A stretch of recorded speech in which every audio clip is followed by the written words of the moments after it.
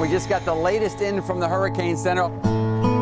Would be right over the core of the First Coast. I remember I used to run in the room when it came on the air. 80 devastating winds. Growing up on the First Coast, Patrick Duran grew up watching meteorologist Tim Deegan. Tim came out and gave a seminar on hurricanes at my dad's work. And when Tim came in the room, he walked right up to me and he shook my hand and said hello and talked to me and signed my 1995 hurricane tracking chart. Is a forecast of where the eye will be. Now, Tim is using Patrick's research to help keep the First Coast safe.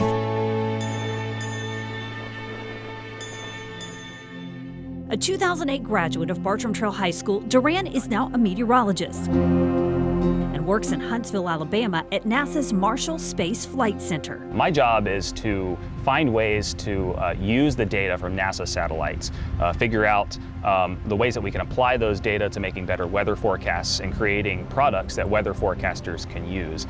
In addition to doing some basic research to try to understand, for example, how hurricanes intensify.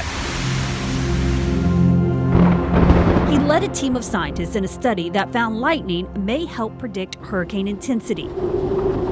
They studied Hurricane Dorian, which devastated the Bahamas in 2019 when it made landfall as a Category 5 storm. When the storm was intensifying, the lightning flashes were a lot bigger and they were brighter. If there are a lot of flashes but they're small and they're not as bright, then that can mean that the storm is actually weakening. I've seen enough storms at this point to convince me that there's something here.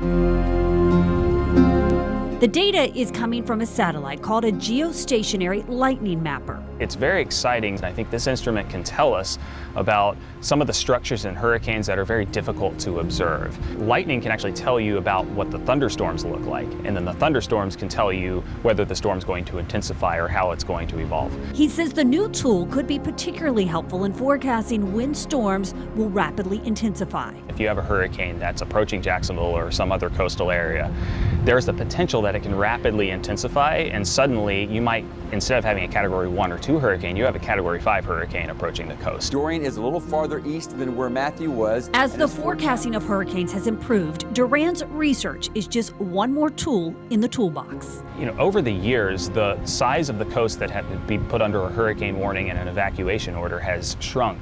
And so I think that this research in particular, by helping to improve hurricane intensity forecasting potentially, could help to further shrink those areas that need to be warned.